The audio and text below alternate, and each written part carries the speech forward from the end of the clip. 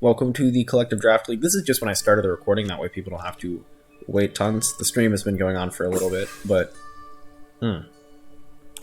we're here with the Collective Draft League for the match between TheNitroMelon and NazSmith. Starting from Naz's point of view, he's queued up with Ash Gritty with a very interesting mind deck. You know, a lot of solid things in here. I don't quite have anyone looking at the other side of NitroMelon's perspective. The Collective Draft League, this is just going to be me on commentary. My boy Voops. I don't know if that played an echo there, but my own stream started for me, which is a little bit of an L. But, alright.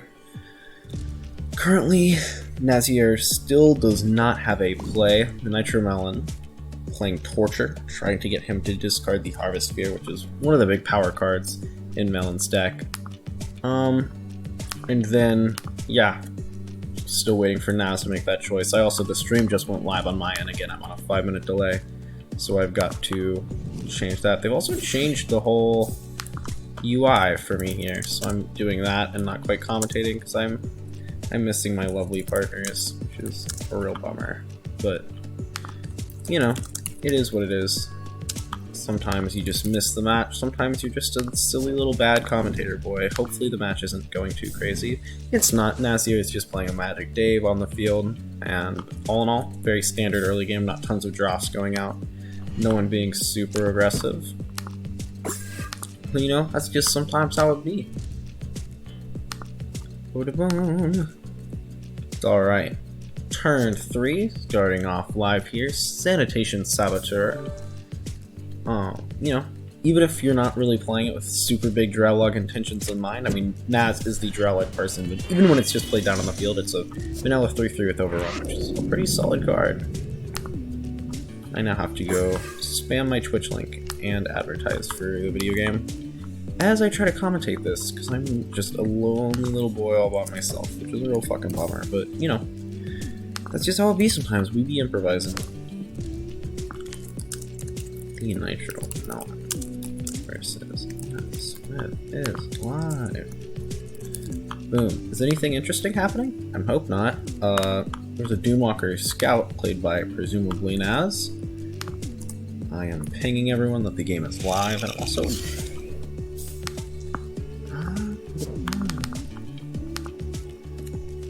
then we have Naz playing in Mochi Mancer. NitroMelon is off to a really slow start on this DAT deck, but like I said, his draft's very varied, but he does seem to have a solid late game. You know, obviously NazSmith is sitting here with that Nepfet, so his in-game is going to be really strong if that can't be removed, but, you know, even though NazSmith is pulling ahead to a lead, NitroMelon has a bit of card damage too. Ooh, that Mind Blow will be the second big piece of burn Nazier gets if he drafts it, and he indeed will. So he might be able to get our first, like, really aggressive win off here if he can play both these big, solid burn pieces.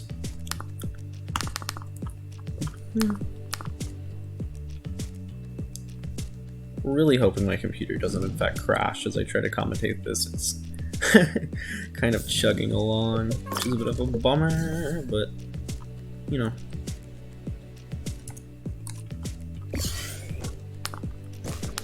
Anyways, what do we have going here? Oh, Claim Soul on the Sanitation Tavernier means he gets a copy. You know, NitroMelon also bipping his bop a fair amount, so a lot of good stuff happening.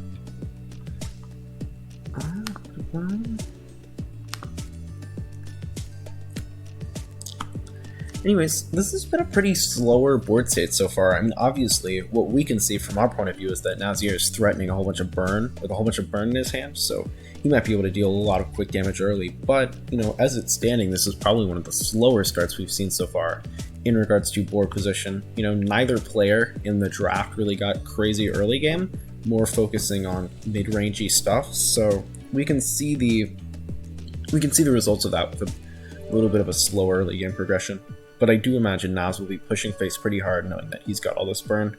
Might even be a really, might even be a really quick game if he can get both these Mind Blows off for like 7, let's say. That's 14 damage. He's already presenting 6 damage there. I mean, that's lethal on its own if you add that all up. Just a matter of how Nitro is able to play when and where. But yeah, Not tons to remark about. Would be interesting to see the NitroMelon's point of view. Oh, a silence. Looking at units in the hand, so he's probably going to silence one of these Nefets, and he's also going to realize it's a little bit of a bummer that Melon has 2. That's a Mind Blow for 7. Gonna VIP his Bop and Cesart comes out, but this really could wrap up quick thanks to another very lucky draft by NazSmith. I mean, if you recall in the last game with like Grief and Empty Folder, or maybe you weren't there for that last game, but Empty Folder are really lucky. And I mean, he had a good performance, but he got extremely lucky with the drafts and was able to pull out some crazy stuff like the Veiled Mother and Chariot of Delays on like a full board that was able to swing the game in his favor. And it looks like we're going to see a very similar instant with Nazier, where drafting the second Mind Blow is going to be all it takes for him to win the game here. And if I'm correct, that's game. I think the initiative shifts over to Nazier here. He's going to play the Mind Blow, burn him down for 7, and that will be it. So, already Naz is up 1-0, which is brutal. Am I correct? Oh yeah, his hand's more than full. And that's the game. A kill on turn 7. Jeez Louise. What can I say other than Burn was pretty good there, even though Naz didn't go off to some crazy early game start. I mean, it was just brutal for him later on there. Sorry. Trying to...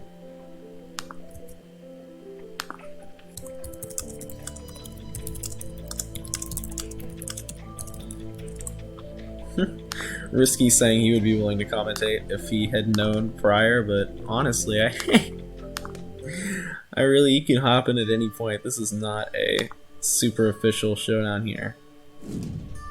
Naz now needs to win with his second deck, which looks to be a Held In. So he's up on the set 1-0. No.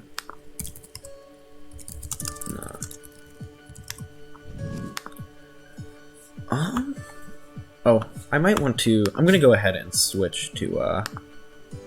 Oh, not quit. I'm going to go ahead and switch to the NitroMelon's point of view, just so we get to look at both sides of the game, since I'm the only person on commentary here.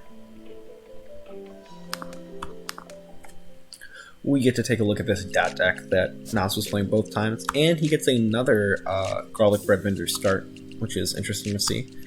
This deck feels a little better. Deepwood Whisper, very interesting card. He's gonna be able to copy a token. I don't think the only perspective thing would be a 1-1, which is not quite ideal. Moon Howler coming in for Naz, which is one of those premium early game 2 drops he was able to draft, so if he can get something snowballing on the board, that would be big. But dang, Corncob Charmer, not something you see very often, but it is going to be brutal if he can start spamming out those tokens. At the very least, he's got some chump blockers if he can assemble an early game, or stuff like Bane of the Haunted. You know, lots of prospective good mid-range plays for Naz. Or sorry, for Melon. And again, sorry if I'm a little slow on commentary. I'm not super used to doing it by myself, and it's also a little awkward trying to do Discord and Twitch housekeeping as I play the video game, but... or not play the video game, commentate the video game, but hopefully I'm doing alright. NitroMelon, both sides actually leveling up. NitroMelon gets to start bipping, Naz's Bop, Castiel comes into play.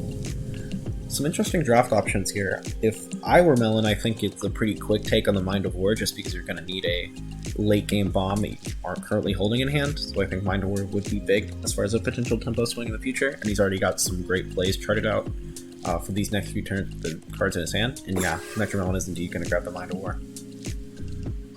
But it's interesting looking on Naz's side, you know, another good mid-range drop coming out in the form of Alley Informant, letting him kind of snatch up some of Melon's cards.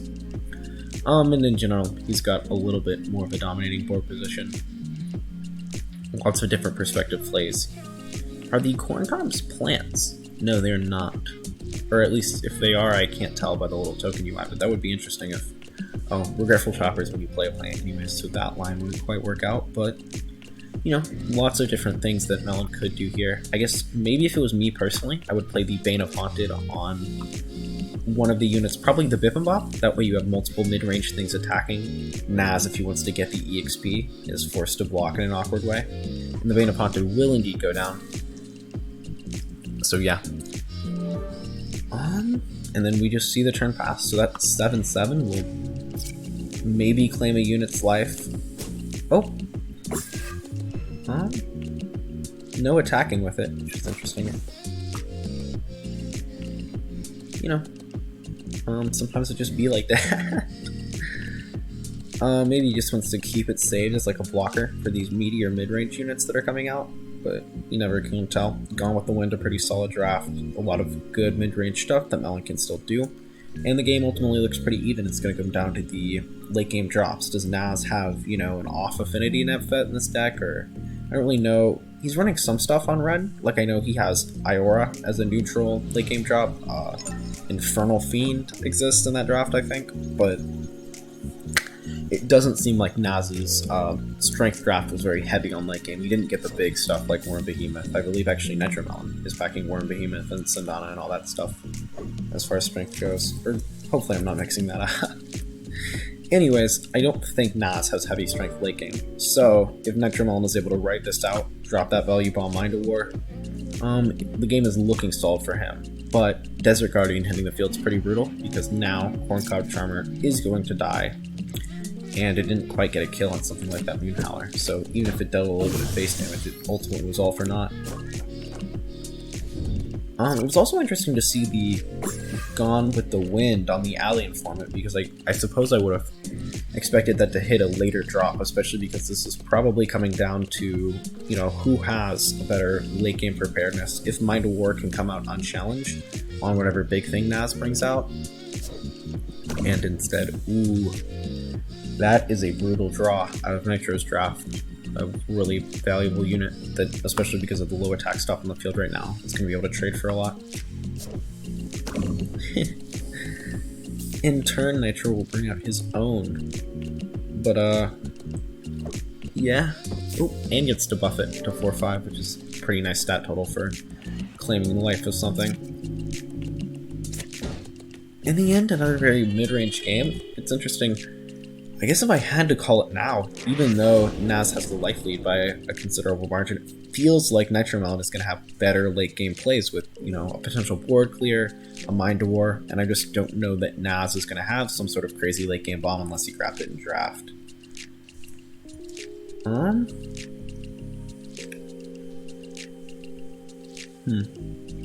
Again, I don't quite have knowledge of what's on Naz's side, so I can't give much analysis on the draft that he's looking at right now, but he does seem to be considering those cards pretty heavily. In a perfect world for him, that would be a late game bomb that can help him contest Nitro's upcoming turns.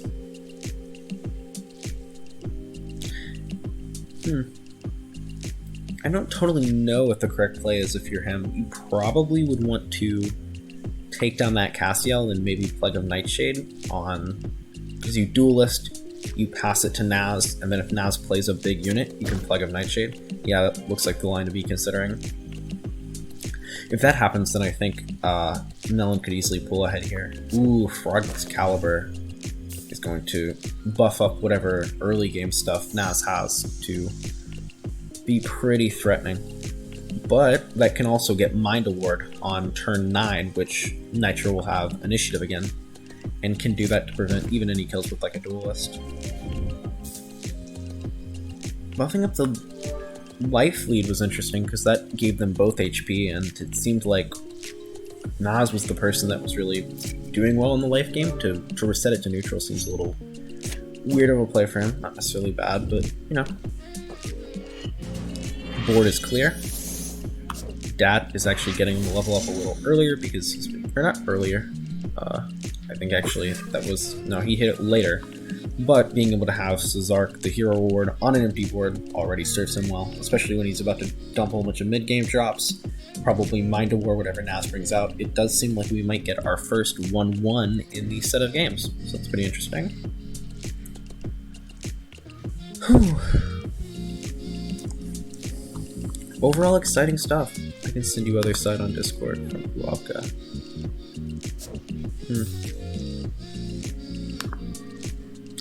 I'm probably just going to be commentating with what I can look at here. There's a Gore-Tiller Boar, which is going to be some removal for Naz, which will be very good for him, you know, in the case of something like a Mind of War coming out. I'm unsure with this Deepwood Whisper. I don't think he's got anything to be able to hit with that yet. So that's a little bit of a bummer. Probably save Viper Strike, try to prevent this Entomb from triggering as long as possible, and then grab the tempo with a Mind of War. Somewhere or another, maybe you can Iconoclasm the field at some point? I don't really know. I think if you silence a Mind of War, then that is going to nullify the effect, so I think that is about the line that NitroMelon would be considering. So you steal something, then silence your own Mind of War, and then the effect will never go back once that thing dies.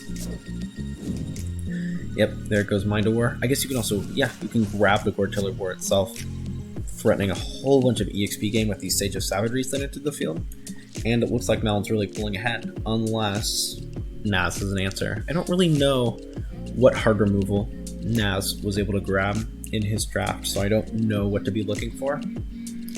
But, you know, certainly possible that could happen. The game could shift, but it looks like NitroMelon's pulled ahead here with just some solid planning. You know, grabbing a couple good things off the top, such as the Plague of Nightshade. But it is nice to see that this game wasn't super influenced by draft luck.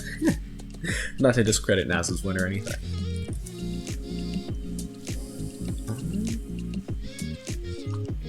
So, you know, just some good stuff here, some solid gameplay. Moonwalker Sorceress comes out, no targets for that at the moment.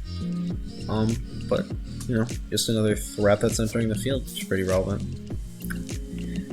In the end, though, looks like Nitro is pulling ahead. Ooh. Goodbye, Nethergate. And goodbye, Enslaved Jar. Lots of EXP coming in from the Sage of Savagery. The latter DAT rewards are huge, so stuff like Landworm and, you know, God forbid for Naz if DAT hit level 5, that's going to be brutal. Munchie coming out. Interesting. I mean, doesn't really do much either way anymore. Dunewalker Pyro is going to be brutal as far as pressing this life lead. I'm assuming we see that come out very soon.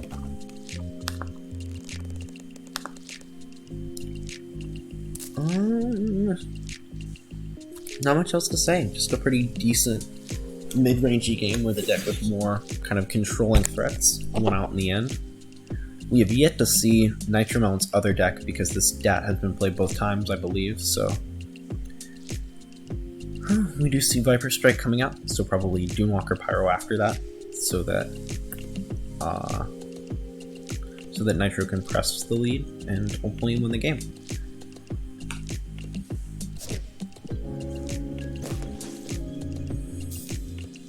That Duelist is a little scary. Might get slapped by the, Oh!